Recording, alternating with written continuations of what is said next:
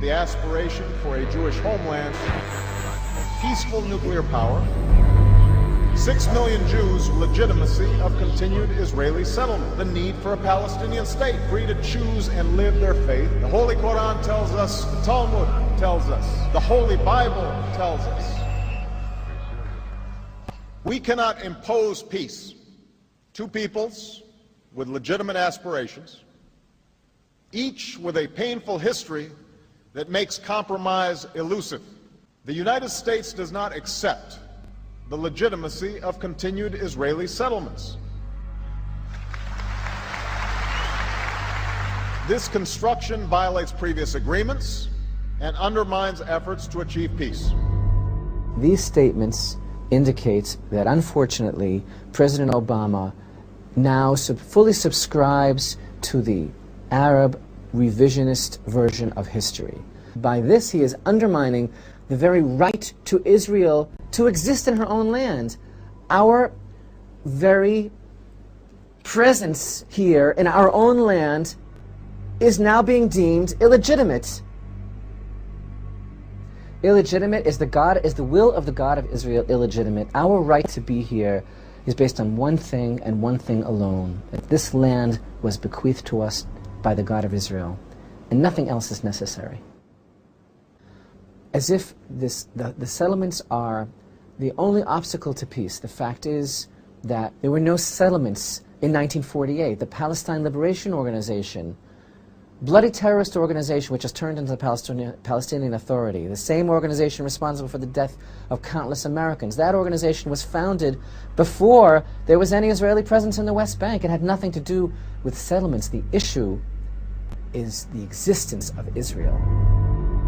When Jerusalem is a secure and lasting home for Jews and Christians and Muslims, and a place for all of the children of Abraham to mingle peacefully together, as in the story of Islam. What is the sudden interest by the whole world in the internationalization of Jerusalem? And furthermore, what is this Muslim interest in Jerusalem? Where does Jerusalem figure in Islam? Jerusalem was never holy to the Muslims. Jerusalem is not mentioned in the Quran.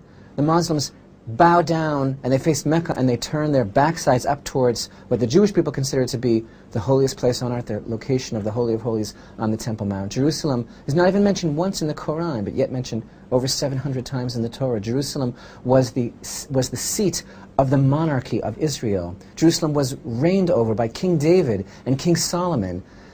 There was Jewish presence in the land of Israel and in Jerusalem 1,600 years before Muhammad ever appeared on the scene.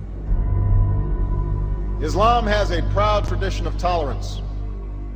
I saw it firsthand as a child in Indonesia. People in every country should be free to choose and live their faith based upon the persuasion of the mind and the heart and the soul.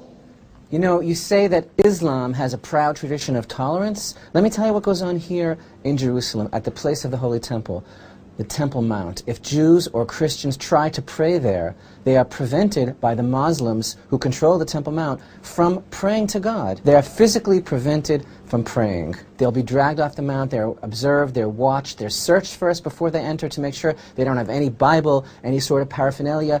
The expression of any other religious sentiment other than Islam is forbidden at the Temple Mount by the Muslim authorities. That's tolerance. That's the proud tradition of the tolerance of Islam. This bond is unbreakable. It is based upon cultural and historical ties, and the recognition that the aspiration for a Jewish homeland is rooted in a tragic history that cannot be denied. Linking the right of Israel to exist in this land with the Holocaust is obscene. It's a perversion of history, and it's such a cynical manipulation of the tragedy of the Holocaust, which was a great tragedy, but it is not Israel's original tragedy. Israel existed in this land long before the Holocaust. The Holocaust was a tragedy. The original tragedy was our exile from this land, which enabled such a thing as the Holocaust to happen. But we are not here out of compassion or pity because of what recently happened to us. We are here because we are entitled to this land.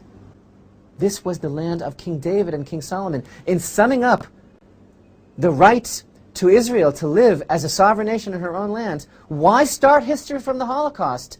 What happened to King David? What happened to King Solomon? What happened to the fact that Israel is the land of the Bible? What happened to the fact that Israel had a glorious commonwealth here? That Israel brought to the entire world the message of the one true God? Starting history from the Holocaust? Is that not an obscenity?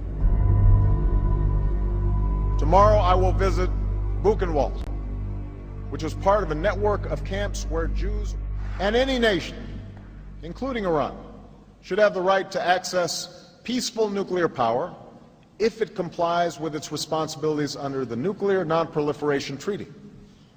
So what is the idea here of, on the one hand, telling us that Holocaust denial is a crime, going to lay a rose at Buchenwald, but yet welcoming Iran to the arena of nuclear power, the same country whose official government policy is one of anti-Semitism to the point of calling for the extermination of the State of Israel, the same country which officially hosted a conference on Holocaust denial. I want to know if President Obama was thinking about that when he laid the rose at Buchenwald. The Holy Quran tells us, O mankind, and we have made you into nations and tribes, so that you may know one another. The Talmud tells us the whole of the Torah is for the purpose of promoting peace. The Holy Bible tells us, blessed are the peacemakers. President Obama is not a messiah. He's a marauder. He's a robber. And he's robbing the Jewish people of everything in one fell swoop. He's robbing the Jewish people of their legacy, of their heritage, and of their connection to the land. Well, you notice at the conclusion of his speech that Obama quoted from the Holy Quran and the Holy Bible, but brought the Torah down a notch. Instead of calling it the Holy Torah, he informs us that the Talmud teaches us that the Torah is all about peace. But what about the order?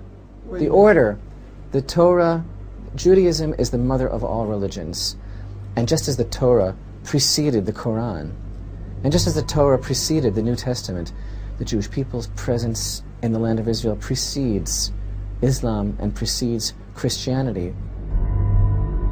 President Obama, perhaps you would be well advised to consider this verse from the Holy Torah and this one from the book of Jeremiah, where the prophet tells us, Israel is holy to the Lord, the first of his crop. All who devour it will be held guilty. Evil shall come upon them. The word of the Lord.